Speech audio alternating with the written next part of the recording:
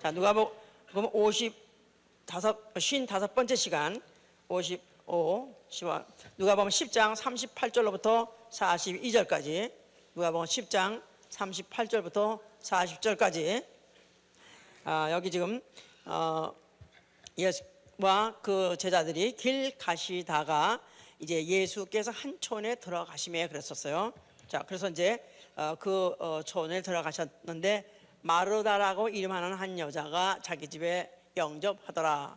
우리가 이제 아는 대로 그 베다니 촌에 마르다, 마리아 또 나사로가 사는 그 집에 이르신 것이죠. 이제 여기 지금 예수께서 한 촌에 들어가심에 그런 말씀이 있어요. 그런데 사실은 우리는 알고 보면은 예수가 누구시냐면 하나님이세요. 그러니까 하나님이 한 촌에 들어가시다. 나아가서는 하나님이 지나가시다. 자, 우리 성경을 무슨 책으로 보면은 확실하게 우리가 목적을 가지고 볼 수 있느냐 하면 하나님이 지나가시다 이렇게 들으면 틀림없어요. 하나님이 지나가시다. 어디를 지나가시다? 여기 성경에는 마르다가 사는 베다니 촌을 갔다고 하지만 사실은 하나님이 이 우주 나가서는 음부를 창설하시고 거기를 지나가시다. 거기를 통과하시다. 자, 사실 그런 얘기입니다. 근데 그 하나님이 하나님 아들이라는 그런 신분과 또 그런 직분을 가지고 오셨지만은 사실은 그건 본질적으로 하나님이시죠. 그러니까 하나님이 어느 집에 이르시다 또 어느 동네를 지나가시다 했었을 때는 예수님이 지나가시다, 예수가 어느 가정에 들어가셨다, 이것은 하나님이 지나가시다, 하나님이 들어가시다 이렇게 생각해야 우리 성경을 이제 제대로 잘 보는 것이고, 그 일이 적지 아니하는 일, 그게 그냥 흔하게 있는 일이라고 생각하지 않냐고, 이건 굉장한 사건이다 이렇게 우리가 볼 수 있는 것이죠. 이제 자, 이게 성경에 보면은 하나님을 그렇게 해서 만난 사람들의 이야기, 우리 지난주에도 설교도 많이 들었죠. 자, 뭐 대표적으로 창세기 18장 2절 3절에는 아브라함이 그랬었죠. 그가 장막 어디에서 지금 무슨 마물의 상수리나 나무 근처에서 장막을 치고 있었을 때 그가 눈을 들어서 보니 사람 셋이 오더라 그랬는데, 그가 달려나가서 영접을 했을 때 그가 그 중에 여호와께서 오셨더라 그랬지 않았습니까? 그럴 때 그가 하는 말이, 주께 은혜 받았사오면 종을 떠나서 지나가지 마시옵소서 그랬었어요. 그러니까 그냥 과객같이 통과객같이 지나가지 말고 우리 집에 머무시옵소서, 우리 집에 들어오시옵소서. 그래서 굉장히 그가 달려나가 가지고 영접했다 그랬죠. 그리고 나아가서는 있는 것 없는 것 그냥 준비해 가지고 그들을 잘 공개했어요. 그런데 그때 무슨 뭐 우유도 또 버터도 뭐 고기도 준비했다는데 그게 순간에 되는 일이 아닌데, 그러니까 금방 그냥 냉장고에서 꺼내서 하는 게 아니라, 그 당시에 뭐 생초를 잡아다가 그거를 또 그 가죽을 뺏기고 또 고기를 또 발라내고 그 다음에 또 우유를 만들고 뻘을 만들려면 이게 시간이 걸리고 하는데도 그들이 영접해서 모셨기 때문에 지나가지 아니할 뿐만 아니라 그 집에 상당 시간 머물르신 거예요. 상당 시간 머물러서 그들이 대접하고 공개하고 싶은 것을 그대로 다 받으셨다 이 말이야. 성경에는 그렇게 뭐 시간이 몇 시간이 흘렀더라, 뭐 몇 날이 흘렀더라 그런 말 안 했지만은 보나마나 그런 걸 준비하는 과정을 봤을 때는 굉장히 이제 많은 시간을 들이면서 그렇게 한 것이죠. 이제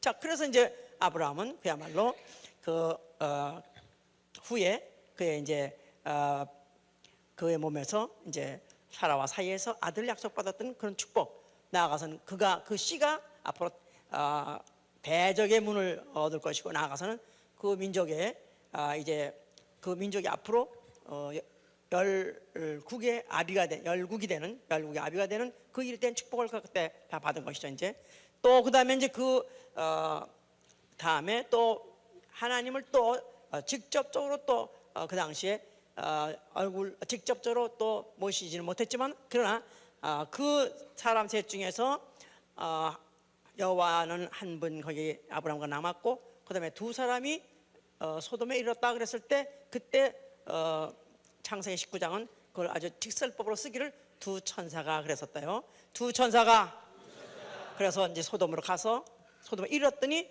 또 롯도 영접하더라. 그러면서 간청하기를 그 천사들을 우리가 바깥에서 들에서 격려하겠다 그랬었어요. 그런데 아니요, 어떻게 바깥에서 격려하십니까? 격려, 밤을 지내다 이 말이죠. 그러니까 우리 집에 머무르시옵소서, 우리 집에 들어오셔서 했을 때 그 식탁을 준비하고 뭐 무교병을 굽고 그래서 또 그게 영접했다 그랬죠. 결국 이제 그 결과로 소돔 고모라의 그 진멸에서부터 그들이 구원받는 그런 일이 또 일어났던 것이고, 그 후에 또 이제 후손으로 갔을 때 야곱도 또 이제 그가 야복 강가에서 어떤 자를 만나가지고 이제 축복해달라고 그렇게 기도한 적이 있었다 그랬죠. 예, 그때 이제 그 모든 자기의 소유와 자기 가족과 자기의 모든 자식까지도 다 강 건너 보내고 난 다음에 그가 홀로 남아 있었을 때 어떤 사람으로 하여금 그에게 축복해 달라고 밤새 씨름했다고 그랬었어요. 그러면서 이제 그 사람은 하는 말이 나로 가게 해라, 나 좀 내버려 둬라, 나 좀 가게 해달라, let me go 하고 막 그런데 불구하고 그가 야곱이 그 발을 목을 낚아 쳐면서 나를 축복하지 아니하면 가지 못하게 하리다. 나를 축복하지 아니하면 가게 하지 아니하리다. 그래서 그가 밤새도록 씨름하다가 결국은 그 천사가 그의 이제 그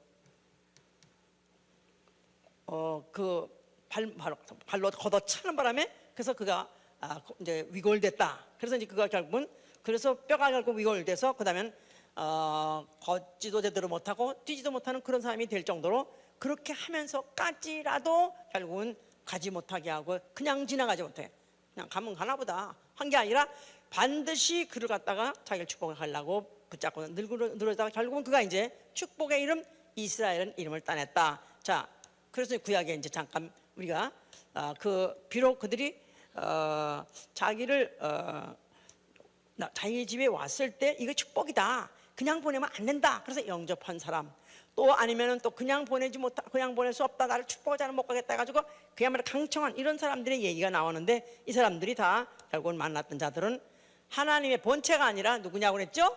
천사들이라고 그랬었어요. 이제 자, 그랬는데 때가 되어서 드디어 하나님이 자기 땅에 오심에 그랬어요. 하나님이 자기 땅에 오심에 영접지 아니하더니, 자, 그러니까 하나님이 자기 땅에 오셨으나 세상에 영접하지 않더라고 요한복음 1장 9절에 그랬었어요. 자, 그런데 예수께서는 어차피 영접하든 안 하든 간에 그는 이 땅에 오셨고, 그는 이 땅에 오시면서 그가 그 유대 땅 또 예루살렘 근처 유다 땅을 또 나아가서 사마리아까지 그는 이제 통행을 하셨었어요. 지나가시게 됐다 그 말이에요. 이제 그래서 그가 마태복음 9장 9절에는 예수께서 거기서 떠나 지나가시다가 마태라는 사람이 세관에 앉아 있는 것을 보시더라 그랬었어요. 예수께서 거기서 떠나 지나가시다가 마태가 세관에 앉은 것을 보시더라. 자, 그러니까 예수께서 지나가시는 마태를 찾아간 것이 아니라 예수가 지나가시는데 마태가 세관에 앉아 있더라. 그래서 예수의 눈에 들어왔어요. 그래서 예수께서 그에게 하신 말씀이 나를 따라오너라 그랬는데, 그는 마치 기다렸던 사람같이 그는 준비된 사람같이 벌떡 일어나가지고 결국은 세관을 떠나가지고 이제 예수를 따르는 자가 돼버린 것이죠. 또 시몬, 다시 말해서 베드로, 안드레 똑같은 얘기예요. 마가복음 1장 66절에도 갈릴리 해변을 지나가시다가 예수께서 갈릴리 해변을 지나가시다가 이제 베드로와 안드레가 금을 던지는 것을 봤더라 그랬어요. 그런데 예수께서는 그들에게 이제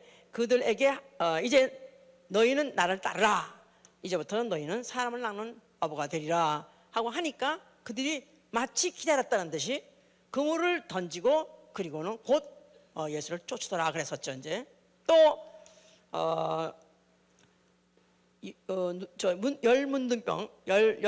열 명의 문둥병이 고침받은 그런 사건이 있었어요. 누가복음 17장 11절 12절에는 그가 사마리아와 갈릴리 사이로 지나가시더라 그랬었어요. 사마리아와 갈릴리 사이로 지나가시더라.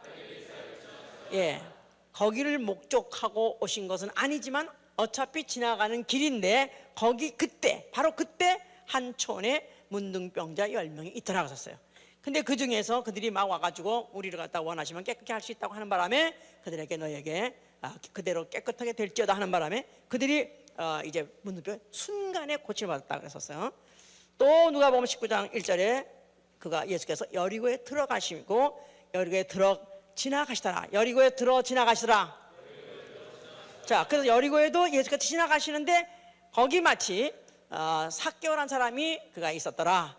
근데 그는 예수께서 그리로 지나가신다고, 예수께서 그리로 지나가신다는 것을 소리를 듣고 그도 예수를 누군지 알고 싶어 했어요. 그래서 그가 보려고 했으나 사람은 너무나 많고 또 그는 키가 작고 볼 수 없었으니까 그가 포기한 것이 아니라 그가 염치 불구하고 또 뽕나무에 올라가서 예수를 보려고 하니 예수께서 삭개오를 보시더니 삭개오야 내려오라, 내가 오늘 너희 집에 유하리라 그랬었어요.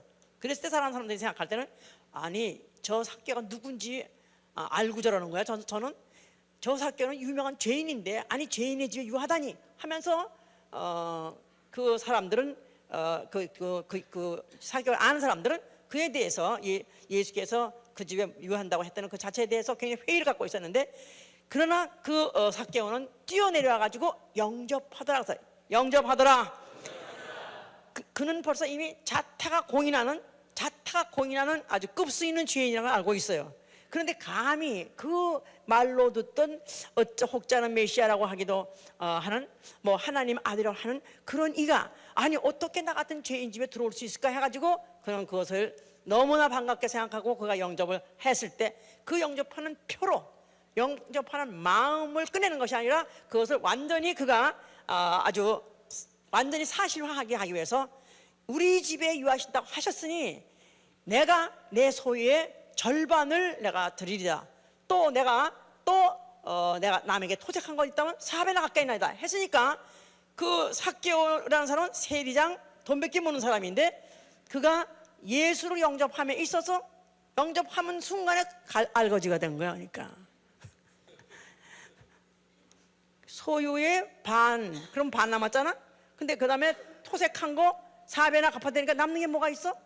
그런데 그는 알거지가 되고라도 어쩌다가 내가 예수의 눈에 띄었고 어쩌다가 내가 예수를 영접할 수 있게 됐나 이 사실에 대해서 그는 너무 감사하고 너무 감격한 나머지 이 기념적인 이 사건에 대해서 그냥 지나갈 수 없다, 그냥 보낼 수 없다 해가지고 자기의 아주 그냥 모든 일생에 봤던 그냥 그야말로 그 비인간적인 그런 것을 무릅쓰고라도 아니 그런 설을 들어도 그에게는 양심 하나 한 번도 끓이지 않게 했던 일인데 예수가 하나 자기 집에 오신다는 그 하나 말 가지고 그런 완전히 모든 일생이 확 뒤집어져 가지고 그는 완전히 그렇게 자기까지 포기하고서 영접한 것이죠. 다시 말해서 한말로 말해서 예수께서 지나가시다가 눈에 띈 자 나아가서는 예수를 만난 자 쳐놓고 운명이 바뀌지 않은 사람이 없다 이 말. 예수를 제대로 만나면 운명이 바뀌는 거예요.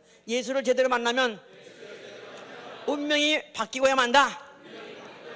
자, 그러니까 예수께서 이 하나님이 이 하늘과 땅, 이 음부를 창조하시고 왜 창조하셨냐면 여기 창조하시고 사람들 너희들 영원히 잘 살아라. 아니요. 만약에 영원히 잘 살라 했다면 앞으로 지옥불로 태워버릴 이유가 없어요. 어차피 언젠가는 불태워버릴 우주인데 이 우주를 왜 만드셨느냐? 하나님이 지나가시려고 만든 장소다 이 말이에요. 우주는 하나님이 지나가시려고 만든 장소다. 자, 그가 지나가신다 할 때 한번 휙 구경 한번 하고 그냥 무슨 천사가 휙 하고 한번 만또자락하고 난 다음에 휙 지나가려고 하는 것이 아니라 그는 사람으로 오셨다가 사람같이 죽으시고 사람같이 부활하셔서 그리고 하늘에 오르시려고 그가 사람 되어 오신 것이요 사람으로서 이 우주를 지나가시려 하신 것이다 그 말이에요. 이게 바로 하나님의 경륜이에요. 하나님의 경륜. 자, 이거는 하나님의 신적 작정, 나아가서는 이것은 하나님의 시간표라고 그랬죠. 자, 이건 창세전에 작정하신 것이다.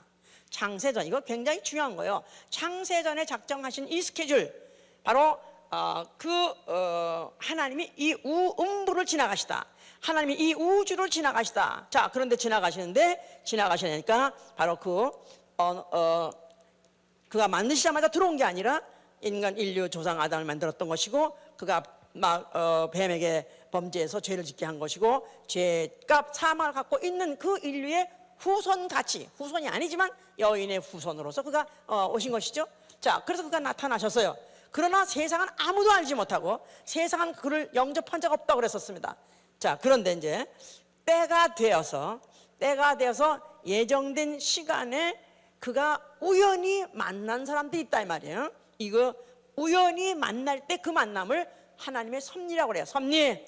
자, 그러니까 하나님의 경륜, 하나님의 섭리. 예, 이거를 잘 모르게 되면 그냥 하나님의 섭리와 하나님의 경륜에 따라서 어떻게 하나님의 경륜과 하나님의 섭리에 따라서 해가지고 아주 줄줄이 엮어서 기도를 하는데, 사실 모르고 한 사람이 너무 많은데, 하나님의 경륜은 이거는 인간이 알던 모르던, 나아가서 인간이 환영하던 아니면 배척하던 상관없이 하나님의 경륜은 창세 전에 결정된 것이고 그것은 진행되고 있는 것이다. 그 진행을 어떻게 하시느냐? 하나님이 이 음부에, 이 우주에 나타나시려고 시간표를 깔아놓은 것이다. 마치 기차가 굴러가기 전에, 기차가 움직이기 전에 기찻길을 깔아놓은 것 같은 거, 기찻길을 깔아놓은 것 같은 것이 하나님의 바로 이것이 작정이요, 나아가서는 이것이 이제 하나님의 스케줄이었다 그랬죠. 자, 그래서 이제 성경에는 때가 되어라는 말을 많이 한다고 그랬어요. 때가 되어. 예, 그러니까 때가 되어라는 것은 무슨 인간이 범죄했기 때문에, 또 나아가서 인간을 인간이 너무 마귀에서 당해서 아주 도탄에 헤매고 있기 때문에, 나아가서는 또 이스라엘이 애굽에서 너무나 종으로서 도탄에 헤매고 있기 때문에 모세를 보낸 게 아니라, 이거는 아예 창세기 15장 13절에 너희가 400년 종살이 이방의 계기로 있을 것이고, 내가 4대 만에 너희를 갖다가 다시 인 땅으로 돌이키려 하는 예정이 있는 상태에서 진행한 것이지, 하나님은 예정 없이 인간의 요구에 의해서 아니면 인간의 형편에 따라서 사정 봐서 나타나시고 또 그의 스케줄을 바꾸시는 분은 아니시다. 이거는 아주 정해 있는 것이다 그 말이에요. 알았습니까? 그래서 이거는 신적 작정, 신적 작정, 하나님의 경륜. 이거는 인간이 준비됐든 안 준비됐든 상관없이 진행되고 있는 것이다. 자, 그런 이미 시간표가 결정되어 있어요. 자, 기차가 이제 원래 이제 철도청에서 한국에서는 옛날에 1년에 정월 초하루에 기차 각 모든 열차 그 운행표를 발표해요. 그러면 이제 무슨 경부선은 어디서 떠나서 어디까지 가고 어느 역은 몇 시에 지나가고 이런 걸 갖다가 이제 발표하는데, 마치 그것 같이 창세전에 그건 이미 작정돼 있던 것이다.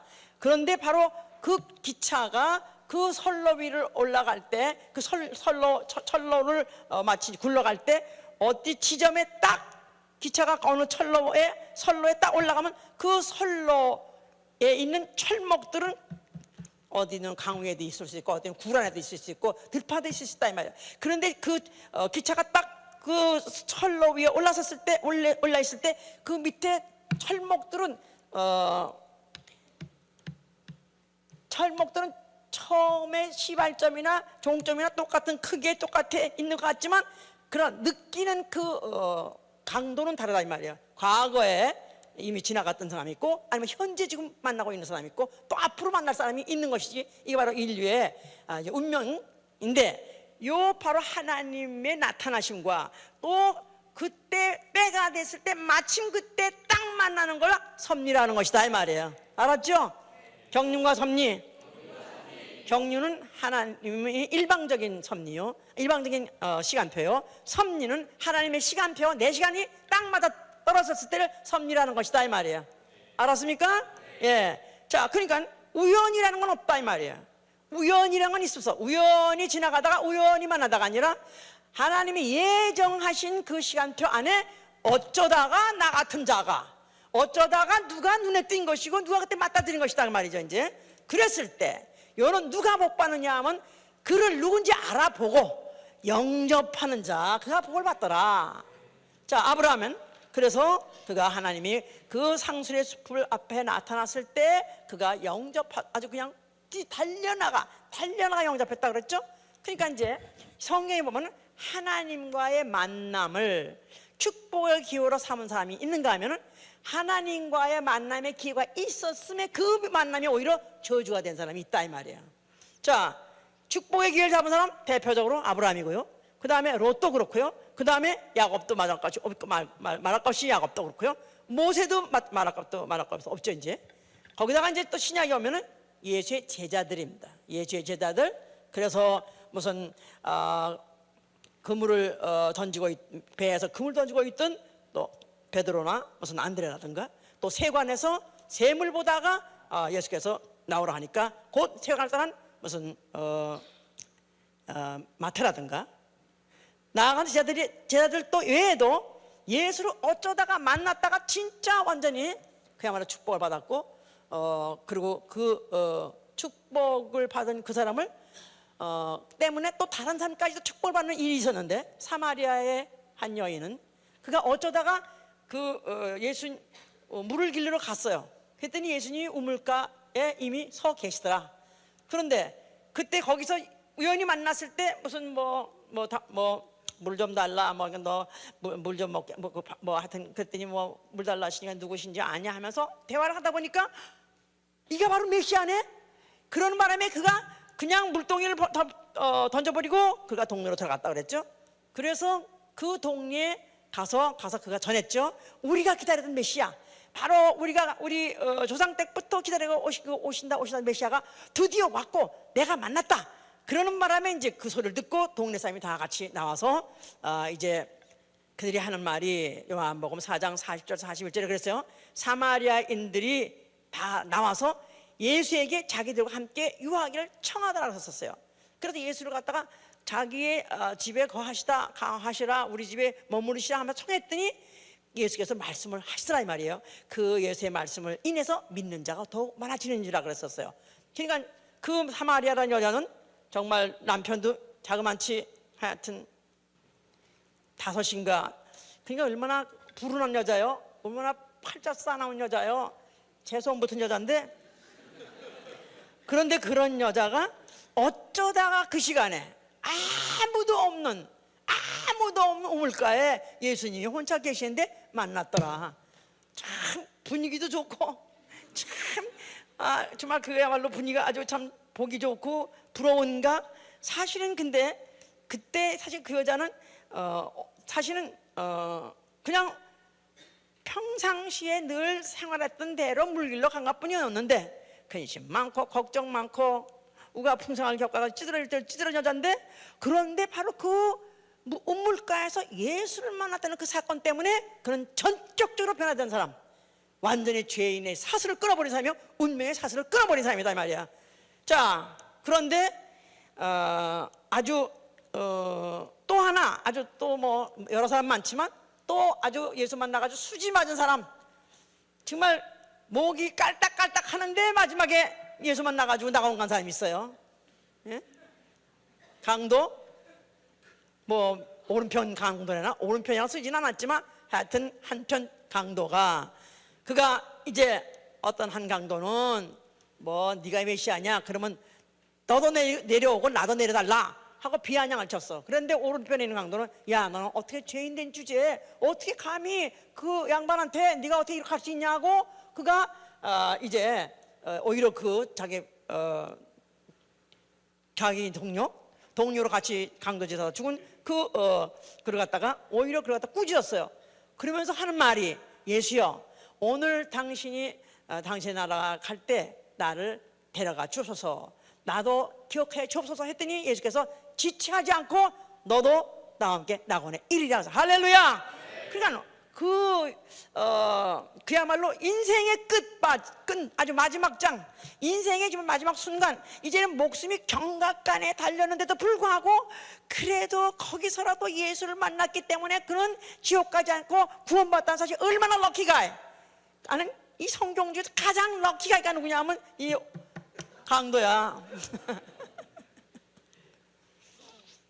그러면 그 예수의 만남을 그렇게 축복의 기회로 삼은가 있나면 또 그냥 그 만남 자체가 저주가 된 사람이 있어요. 롯의 처도 그 하나님한테 천사를 만나서 자기 남편은 구원받았는데 그가 결국은 성에서는 나왔지만은 가다가 절대 뒤돌아보지 말라 했는데 뭘 결국 뒤돌아볼 말해. 그냥 소금기둥이 돼버려서 지금까지도 관광객들이 지나가면서 바로 이 소금, 이게 바로 기둥이, 이게 바로 롯의 처라고 다 손가락질 한대요. 그러니까 죽어서도 계속 부끄러운 그런 오명을 갖게 된 바로 롯의 처. 그뿐이 아니라 정말로 진짜 가장 애석상 있지, 애석상. 가장 예수 만난 사람 중에 좀 애석하고 정말, 야, 정말 재수 더럽게 정말 없는 놈이다. 누굴까요? 가룟 유다죠. 가룟 유다. 예수께서 오죽한 뭘 했어요? 저가 차라리 낫지 않았으면 났었을 걸. 차라리 낫지 않았었으면 지옥이나 안 가죠. 차라리 예수에게 눈에 띄어서 제자로 부름을 받지 않았더라면 차라리 배신도 안 했을 거고, 그가 결국은 그렇게 후에 자살을 해가지고 결국 지옥을 직행으로 지가 결정하지 않았을 것이다. 그러니까 어쩌다가 이 기회, 예수를 만난 기회를 축복의 기회로 삼지 못하면 그냥 그것이 저주가 되는 것이다 이 말이야. 예수 만난 기회를 축복으로 삼지 못하면 저주의 기회가 된다. 중간이 없는 거예요. 항상 성경은 항상 흑이냐 백이냐, 그냥 천당이냐 아니면 음부냐, 갈라지는 것이 중간이라는 것이 없는 것이다 이 말이야. 그러니까 예수를 만났다면은 반드시 축복의 기회로 삼으실 예수로 축원합니다. 자, 예수께서 마태복음 21장 17절 15절에는요 대제사장과 서기관들하고 같이 힐문하고 논쟁을 했었어요. 그런데 예수께서는 그들을 떠나 27절 아니라 그들을 떠나 성 밖으로 베다니에 가서 유하시니라 그랬었어요. 그러니까 대제사장 서기관들 예수하고 수차례 만났습니다. 여러 번 만났습니다. 한두 번 만난 게 아닙니다. 한두 번 논쟁한 게 아닙니다. 그런데 예수께서는 결국은 그들을 떠나서 성 밖으로 베다니에 가시더라 그랬었어. 성 밖 베다니로 가시더라. 거기 가서 유하시더라. 그러니까 그 대제사장인과 서기관에게 잠깐 만나서 그들하고 얘기하고 얘기하고 논쟁하고, 그러고는 예수는 항상 그들을 유감없이 떠나버리고, 그 다음에 그가 유하시는 것은 오히려 베다니에 그가 가서 일부러 베다니로 가서 머무시더라 그랬었어요. 근데 지금 그 베다니라는 그 초는 일명 괴로운 자의 집이라고 그러는데요. 괴로운 자의 집. 예, 그러니까 베다니라는 게 지금은 아주 유명한 곳이 되는 바람에 아주 아름다운 이름이 됐지만, 그러나 당시에는 저주받은 자의 집, 다시 말해서 죄인의 집이나 마찬가지. 죄인의 집, 괴로운 자의 집, 저주받은 자의 집. 자, 왜 이렇게 그러냐면은 당시에 문둥병들 이런 사람은 성 안에 못 살았어요. 그래가지고 성 밖에서 내보내라 그랬어. 그래가지고 그 사는 곳이 바로 베다니촌이다 이 말이에요. 그러니까 그 당시에 이스라엘 사람의 관념은 병자는 즉 죄인이다 이렇게 돼 있어요. 병자 즉 죄인이다. 병자는 죄인이다.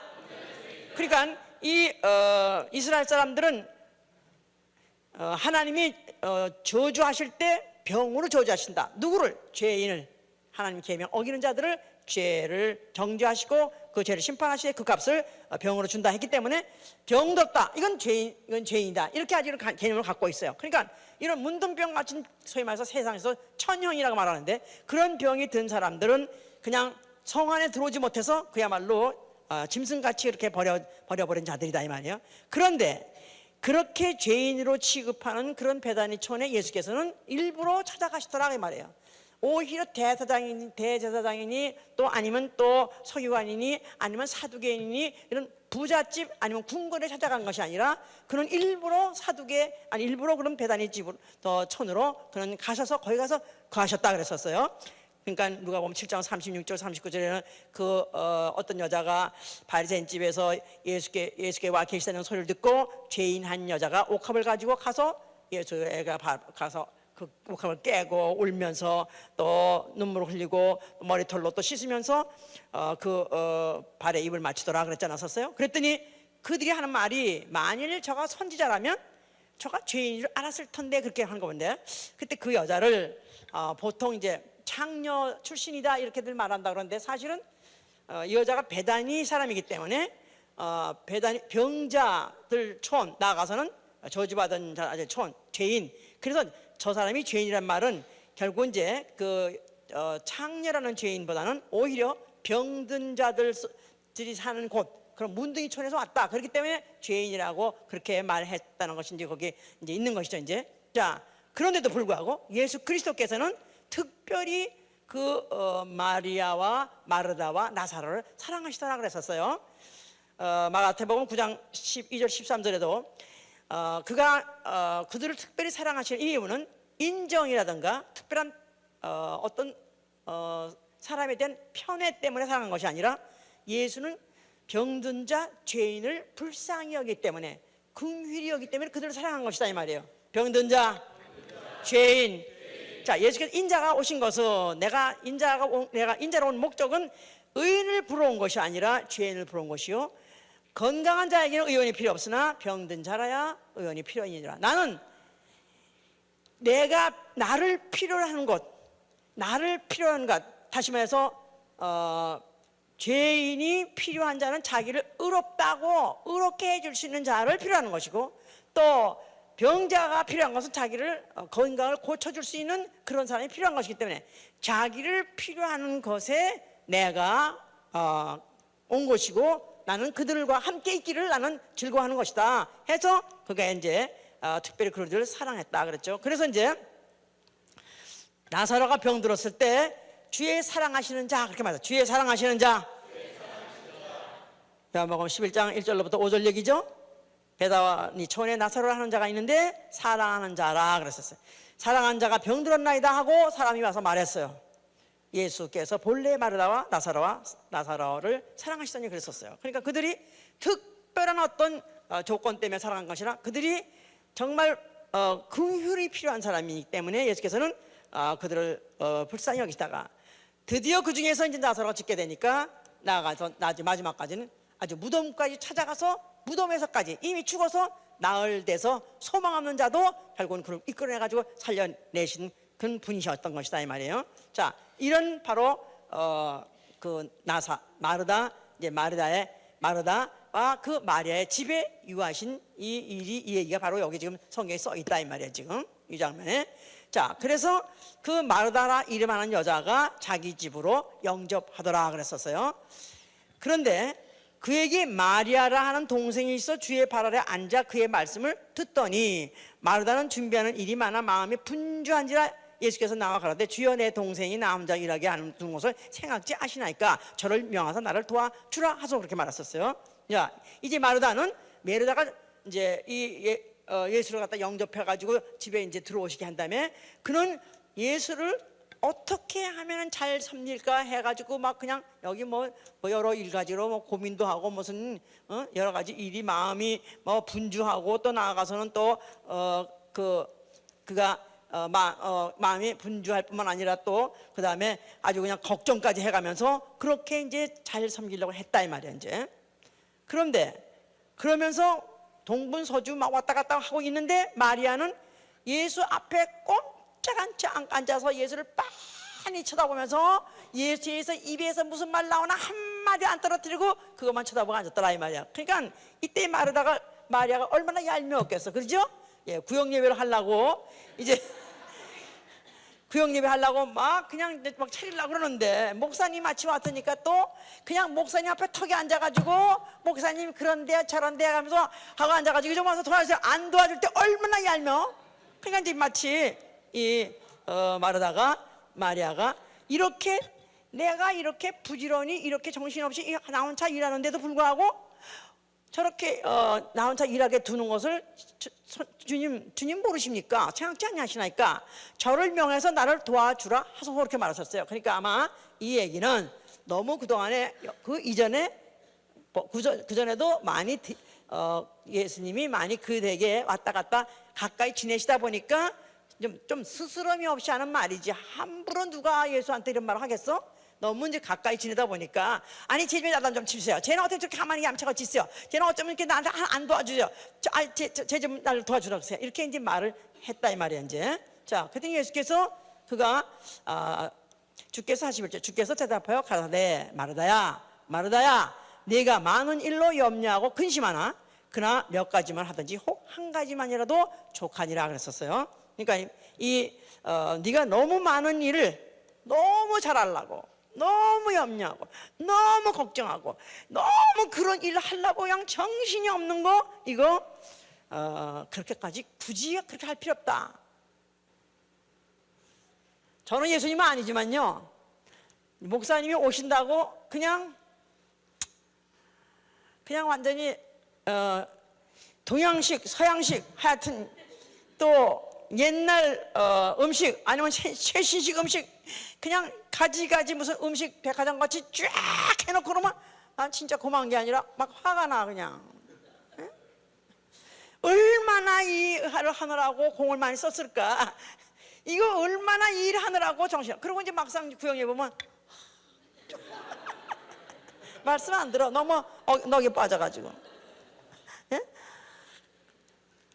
네가 너무 많은 일로 너무 염려하고 근심하고 하는데, 사실 뭐 몇 가지란 말은 건 한국 성경이지만 영어는 없어요. 그냥 one thing is needful. 한 가지만 해. 한 가지만 가지고도 돼. 그래서 사실 그래서 여기서 음식 같은 거 뭘 준비하냐? 음식은 아예 먹지 말고 그냥 말씀만 들어. 그러진 않았어요. 그 음식도 하는 방법인데 뭘 음식 같은 거 먹냐? 그러지 않고 또 한 가지만 하면 돼. 즉 너는 음식 준비하려 했어. 오케이, 너 음식 준비하라 이거야. 응? 또 근데 네 동생은 또 말씀을 들으려고 그래? 그래, 걔는 지가 택해서 하는 일을 아무도 못 뺏어. 그러니까 여기서 이제 많은 이제 오해가 나올 수가 있는데요. 그러니까 봉사하는 것은 뭐 이건 적은 일이고 또 아니면 무가치한 일이고 이거는 또 미련한 일이다. 이렇게 또 해야도 안 되는 거예요. 봉사는 봉사대로 중요하다 이 말이에요. 봉사는 하라 이 말이야. 그런데 봉사를 하되 뭐가 준지 알고 하라 이 말이야. 뭐가 준지. 자, 그러니까 예배, 우리가 이제 교회 옵니다. 교회 오면 교회 올 때 목적이 뭐죠? 주의 얼굴 뵈리라. 그죠? 주의 얼굴 뵈리라. 예배를 목적하고 온다 이 말이야. 그럼 예배를 목적하고 오면은, 그러니까 나는 또 난 예배에 성공해야 돼. 난 예배 성공하기 위해서 난 아무것도 못해. 난 제일 앞에 앉아가지고 아멘 할렐루야 이것만 할 거야. 이게 아니다 이거야. 예? 그래가지고 지금 유아봉사 하라 그러면 예배 성공해야 된다고 안 한다 그러고, 또 금요일에도 또 무슨 유아봉사 하라 그러면 또 자기는 말씀 들어야 된다고 안 한다고. 이게 아니다 이 말이야. 예? 한 가지만이라도 족하다 말은 네가 왜 이 일을 해야 되는지 알면 한 가지 일이라도 네가 아는 일은 중요한 것이다 그 말이에요. 네가 지금 섬기는 대상이 누군지 아느냐? 알고 아느냐? 네가 섬기는 대상은 너를 피로 값주고 네 대신 죽어준 바로 너의 구속주, 또 나아가선 다시 그가 오실 때는 너를 죽은 자 가운데에서 살리실 생명의 주다 그 말이에요. 이걸 알고 한다면은 그에게 무엇으로 섬긴다 할지라도 그 일은 중요한 것이다 이 말이에요. 근데 그 일이 무가치하거나 미련한 일이 아닌데, 그러나 알고 하라 그 말이죠.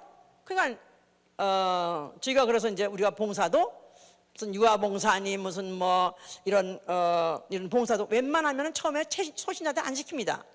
그냥 그래서 로고수도 하고, 그래서 또 이제 하나님 의도도 알고 과연 예수가 누군지 안다면은 그때는 무엇이라도 시키면 할 수 있을 때는 그때는 이제 그야말로 다 이제 교회에서 정해가지고 이제 준다 이 말이에요. 그러면 그 이 자체가 예배다 이 말이에요. 알았어요? 그러니까 예배란 말은 월십이란 말도 있고 서비스란 말도 있고 이게 동의어예요. 예배, 섬김. 예배와 섬김은 동의어다. 예배 따로 있고 섬김은 따로 있는 것이 아니라 예배하는 자는 섬기는 자다 그 말이에요. 해봐서. 예배하는 자는 섬기는 자다. 섬기는 자는 예배하는 자다.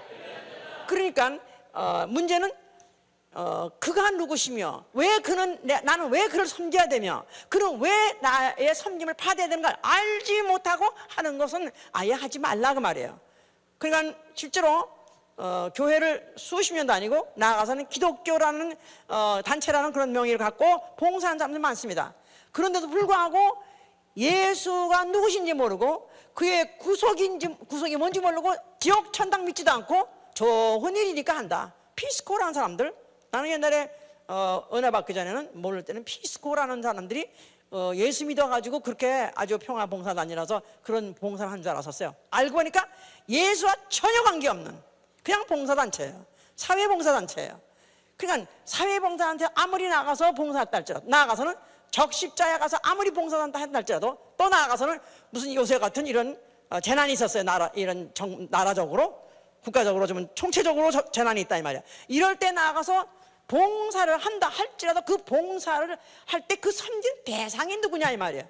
어떤 재난을 당한 사람을 섬기는 것이냐? 아니요, 바로 예수 나의 섬김을 받기에 합당하신 분을 섬기는 것이다 이 말이야. 알았습니까? 그걸 알고 섬길 때는 무슨 일이든지 중요하지 않은 일은 없는 것이다 그 말이죠. 자, 그러니까 한국에도 가나안 농군학교 있죠?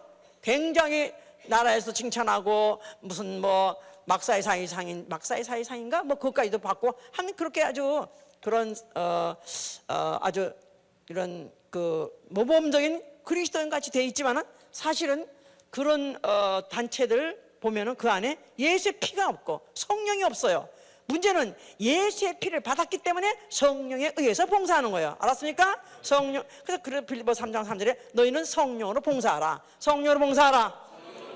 성령으로 봉사하라. 각 교회들마다 그래도 봉사하는 분들이 있어 교회가 돌아가요.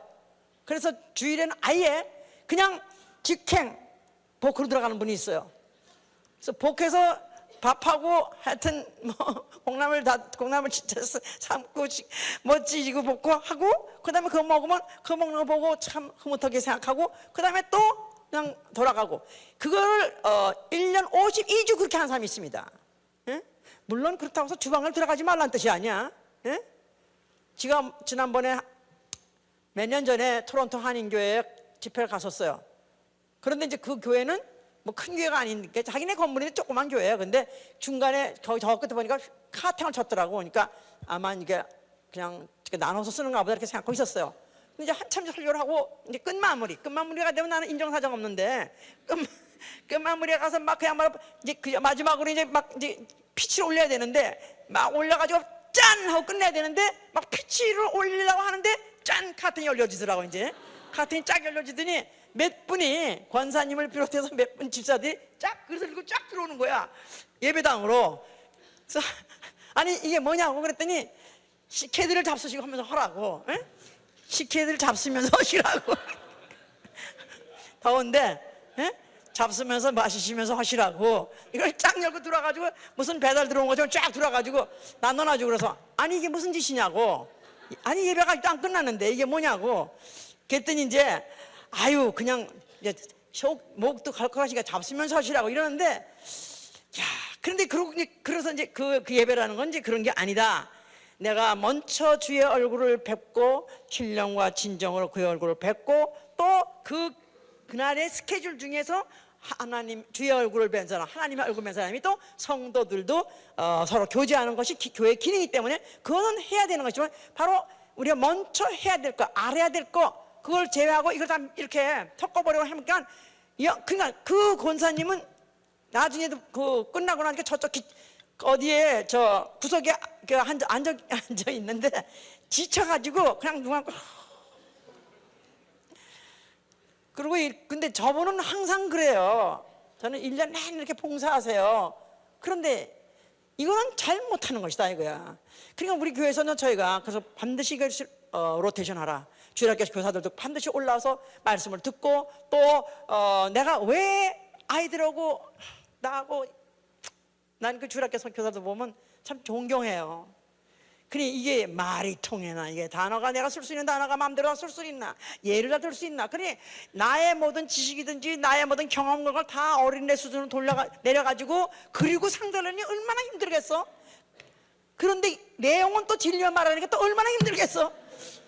그런데 거다가 또 그 지들끼리 또 뭐 싸우고 또 뭐 끽끽대고 웃고 뭐 말한다 그러니 그냥 당장 치유받고 싶은데, 그래도 그거 참고 하는데 참 난 특별한 탤런트를 받았다고 생각해. 난 존경해 진짜. 그래서 그런데 그런 대신에 그래도 돌려가면서 예배 보기도 하고 서로 스위치해 가면서 내가 말씀을 듣고 다시 내가 왜 이래야 된다, 내가 남들 이렇게 다 모두 그 메인 이제 강의장이 있다 이거야. 메인 강의장에 있지 못하고 나는 저 밑에 내려가서 애들하고 해야 될 이유가 뭔가, 이거를 알고 해야 되는 것이다 그 말이야. 자, 그래서 이제 마리아에게 예수가 하신 말씀이, 이는 좋은 편을 택했으니 저는 빼앗기지 아니하리라 하셨어요. 이는 좋은 편을 택했으니 빼앗기지 아니하리라. 자, 그 말은 저가 영리해서 저는 말씀을 듣는 일이니까 그것이 말씀 듣는 일은 더 좋은 일이다, 그런 말은 아니다 이 말이야. 먼저 이가 좋은 편을 택했다. 좋은 편을 택했다.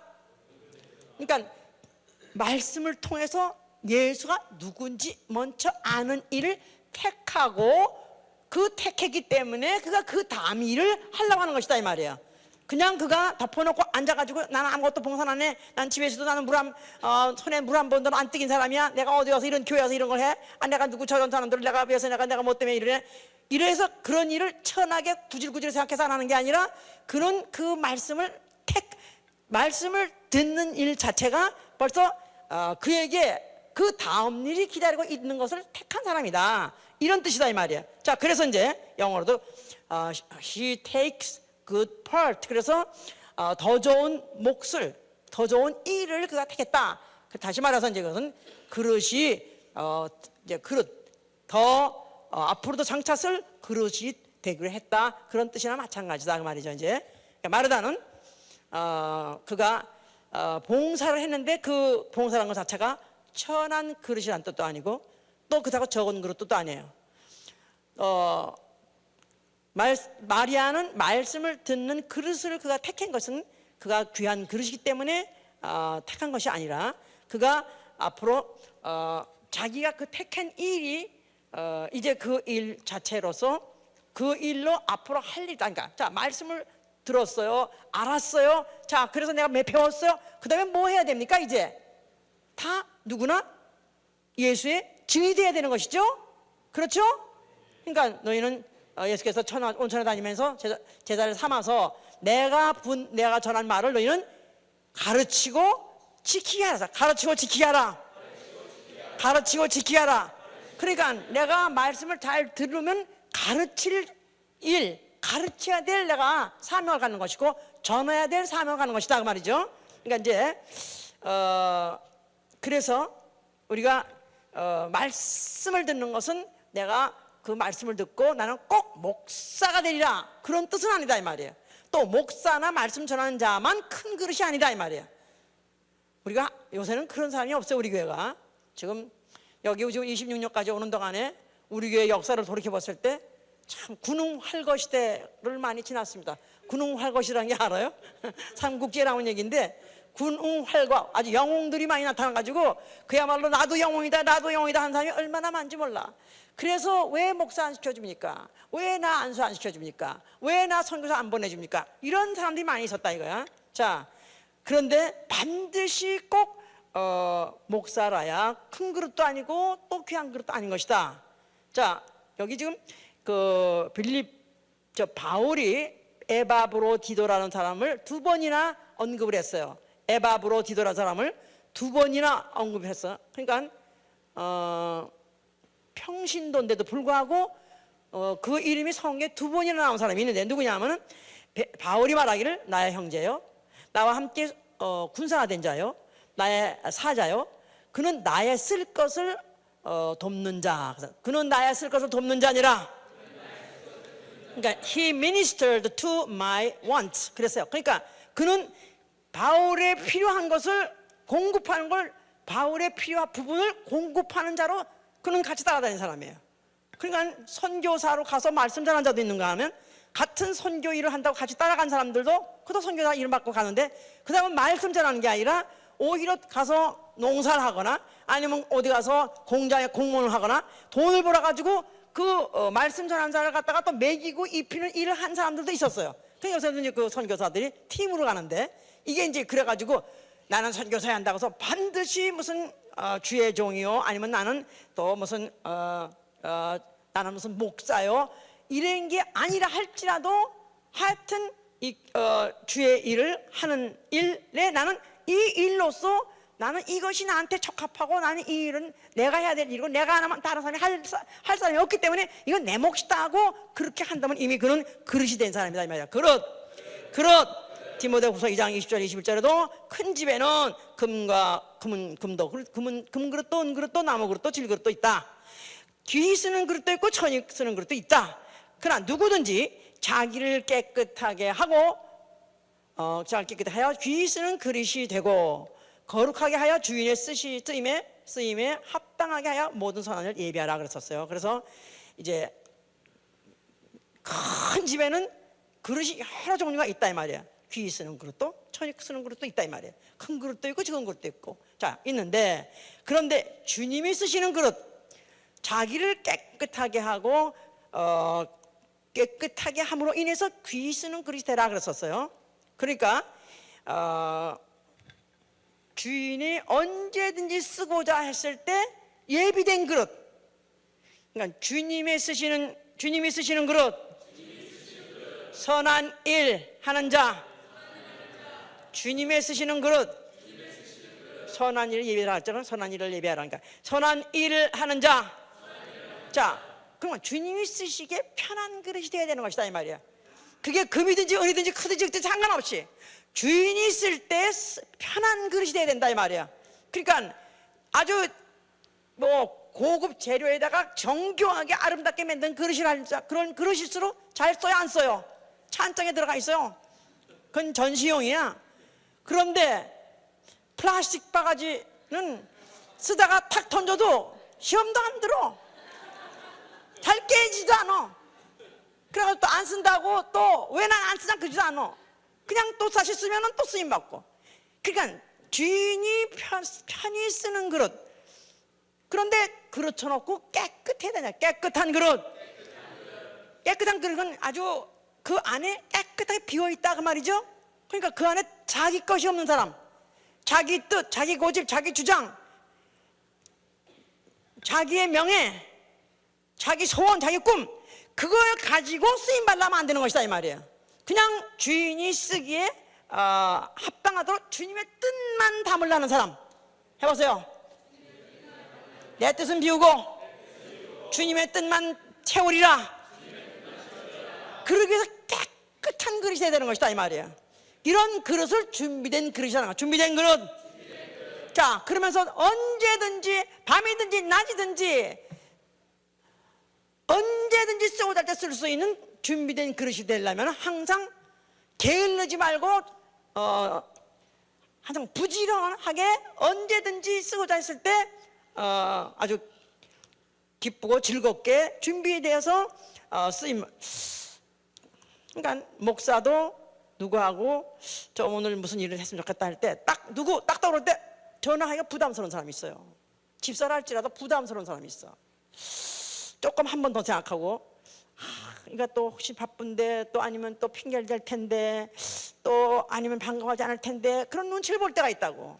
이런 그릇 이거 주인님이 쓰시기에 합당한 그릇이 아니요.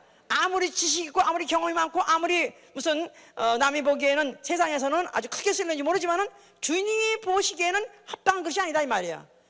목사가 뭐 미국 대통령 그 선거 유세 때 그 힐러리가 한번 그런 말을 한 적이 있어요. 새벽 3시에 전화가 왔을 때 과연 전화가 만약 온다 할 때 그 전화에 응할 수 있는 그런 대통령이 될 것인가. 새벽 3시에 전화가, 우리 중에서 혹시 새벽 3시에 목사가 전화해서 근데 말이야 무슨 집사, 김 집사 이거 좀 우리 해야 할 텐데 내가 고민하고 기도하다가 아무래도 김 집사 해야 될 것 같아. 새벽 3시에 전화했다 이거야. 그럼 어떡하지? 왔다 연락해. 예? 아니 왜 이 새벽에 하필이면 일 있으면 뭐가 있어? 아니 하필이면 왜 그런 일을 안 시켜? 이렇게 할 것이냐? 아니면 비록 새벽 3시가 된다 할지라도 아멘 할렐루야 쓰시옵소서. 아멘 할렐루야 오시옵소서. 그러니까 무엇인지 언제든지 목사가 부탁을 꺼리지 않고 할 수 있는 사람, 이 사람 바로 주님이 쓰시기에 합당한 그릇이다 이 말이에요. 바로 이런 사람 예수 만난 사람이야 가능한 것이다 이 말이에요.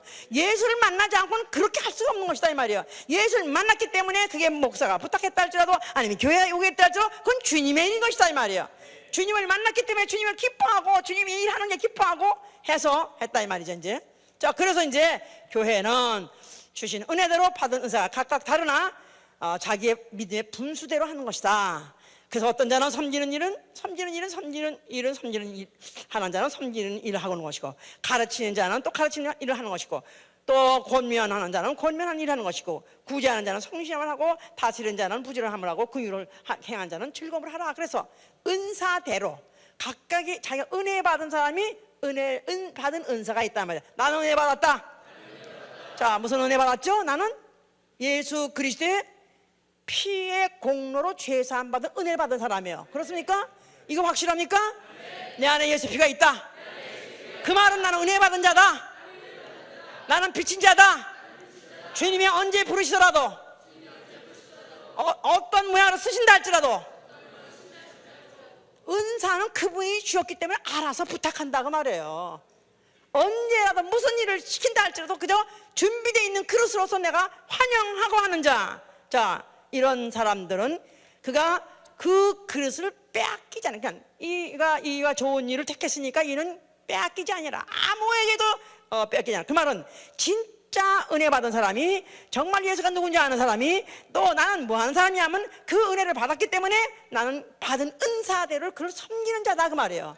그런 이 섬기는 것이 나는 준비되어 있는 사람은 결단코 상을 뺏기지 않는 것입니다. 예, 계시록에서 그랬죠. 계시록의 3장 11절에 내가 속히 임할 것이다.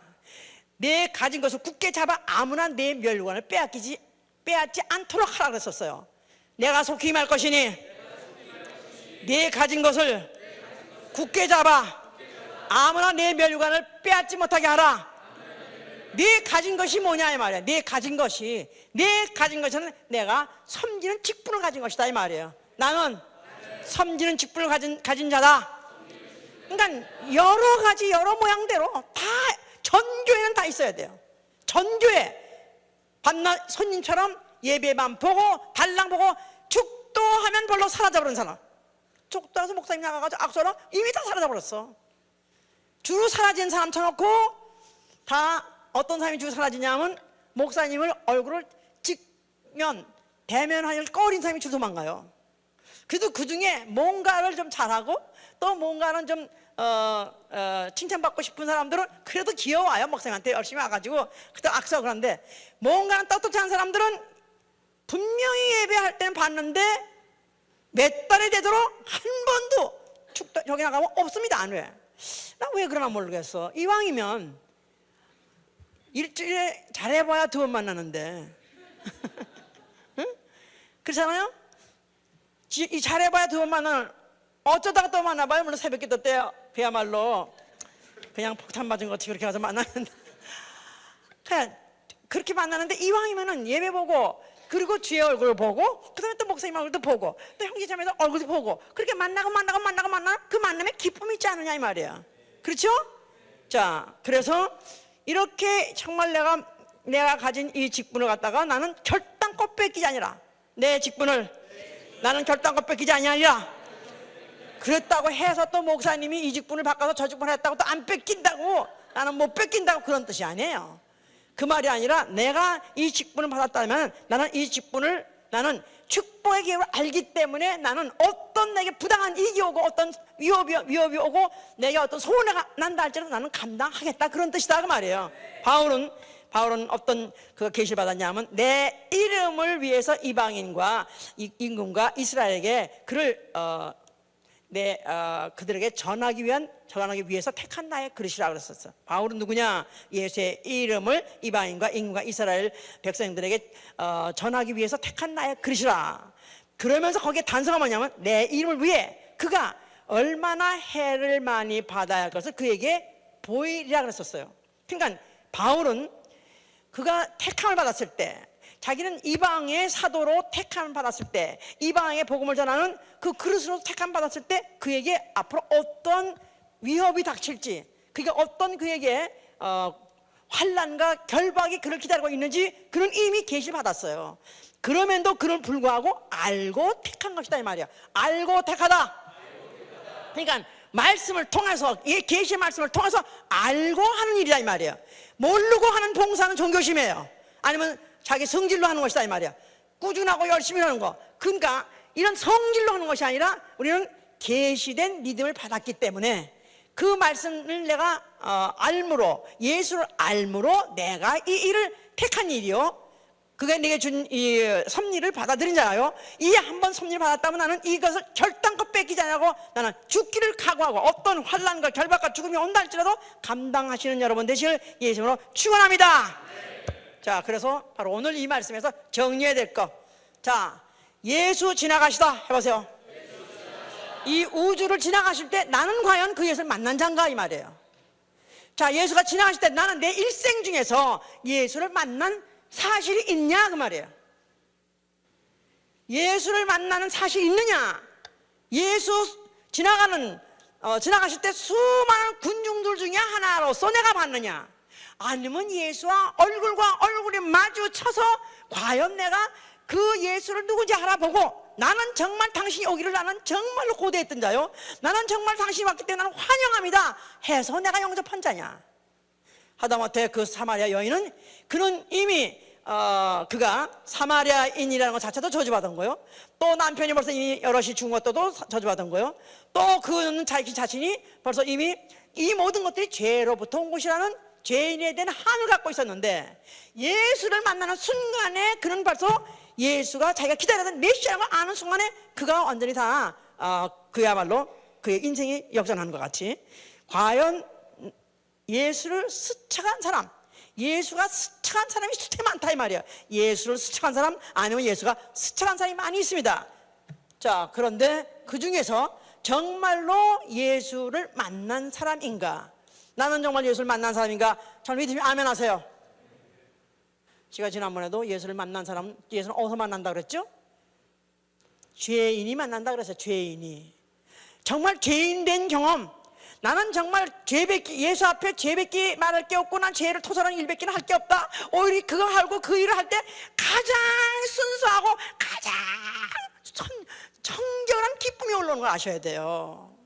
정말로 기도가 밤이 가는지 낮이 가는지 시간이 모르고 내가 기도하는데 말을 만드는 게 아니라, 보통 기도할 때 말 만들려고 힘들죠? 더군다나 이제 공중으로 이제 대표 기도할 때 말을 만들어서 하려니까 그렇게 힘들 수가 없습니다.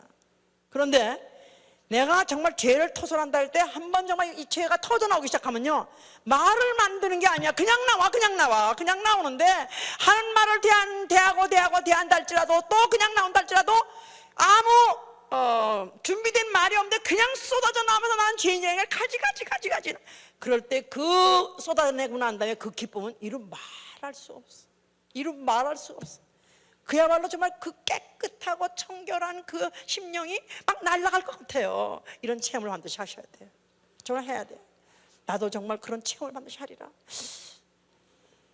그러니까 애통하는 자가 보이나니 너는 천국이 하나님의 위로를 받을 것이었는데, 복이 있나니 복받은 자냐, 내가 복받은 자냐, 나는 죄를 놓고 울어본 경험, 죄를 토설한 경험, 토설이란 말은 다 토해내다 이 말이야. 예? 어떤 사람은 우리 남편이 옛날에 술 먹고 들어가가지고 속이 더 푸르게 그러면 말이야, 이거 잠도 안 오고 이거 참 자기가 자기 손가락 집어넣고 막 토해내더라고. 또 덜 토해내면 또 도둑으로 또 토해내더라고. 그러니까 내가 진짜 내 안에 있는 죄라는 걸 다 토설한 경험이 있는 거야. 정말로 토설한 경험 있는 사람, 바로 예수 만난 사람. 또 정말로 그 예수를 만나는 사람은 정말 누구의 중개도 필요 없고 누구에게 내가 빌붙을 것도 없는 것이고, 나는 누구와 함께가 아니라 나는 1대1로 단 예수와, 정말 예수 한 분 앞에서 나 홀로 내 발가벗은 영혼이 정말 내 있는 그대로 그렇게 만나는 그런 기회를 놓치지 않는 사람이다 이 말이에요. 이런 기회, 정말 나는 예수 만난 자인가? 예수가 지나가시는 거 일정표 그래가지고 시간, 기차는 지쳐 지나가고 있는 거야. 지나가고 있는 거야. 지나가고 있는 그 마지막 그 십자가 선상에서도 만난 사람이 있는 것 같이, 내 인생 다 가기 전에, 아니 2012년 다 하기 전에 정말 나 죄를 토설하고라도 주님을 만나게 해 주시옵소서. 나 정말 죄를 토설하는 체험을 하게 해 주시옵소서. 아니 본인들이 그렇게 필요를 느낍니까? 목사님은 그렇게 말하는데 나는 정말 그렇게 한 경험이 있다고, 나는 정말 죄를, 정말 나는 애통이 뭔지, 저는 진짜 그런 경험이 있었어요. 제가 어느 산상 집회 갔다가 그때 제가 그 밤에 너무너무 그때 은혜가 되고, 그때 너무 내가 너가 죄인이라는 걸 느껴지는 바람에, 그래가지고 제가 그 밤에 밤 12시 넘어가지고 그 어느 개울이 있는 그런 바위에 앉아가지고 몇 시간을 거기서 통곡을 했는데요. 진짜 산천이 떠나간다는 게 바로 그런 건가 할 정도로, 산인데 개울가에 바위 위에 지금 같으면 단 10분도 못 왔을 텐데 어떻게 거기서 그렇게 있었을까? 지금 내 몸에 있었는지 내 몸 밖에 이제 알지 못할 정도로 시간이 전혀 느껴지지 않을 정도로 그렇게 큰 소리로 밤새 울었는데, 나는 그때 내가 예수를 만난 것 같아요.